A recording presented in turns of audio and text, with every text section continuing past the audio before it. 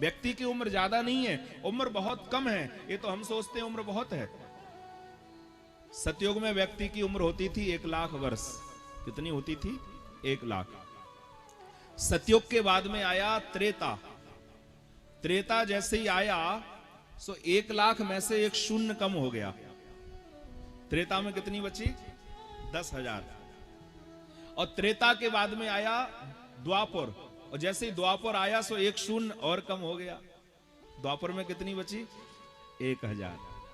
और द्वापर के बाद में आया जो अभी चल रहा है कलयुग, और जैसे ही कलयुग आया सो 1,000 में से एक शून्य और कम। कलयुग में कितनी बची? 100।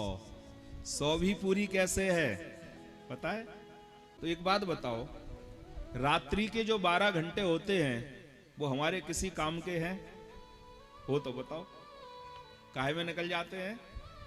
सोने में।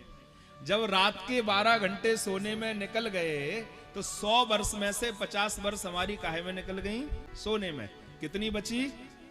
50। 50 भी पूरी है? नहीं है।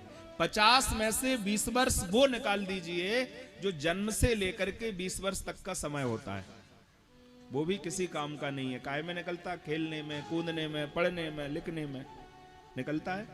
अब कितनी बची? 30। 30 भी पूरी है? नहीं है।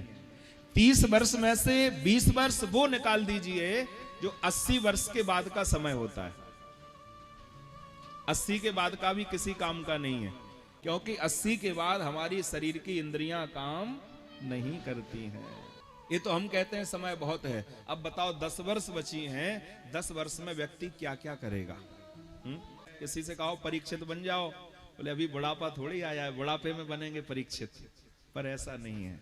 शास्त्र तो कहते हैं जब समय मिल जाए तब ही समय निकाल लो, क्योंकि आगे समय का फिर पता नहीं है।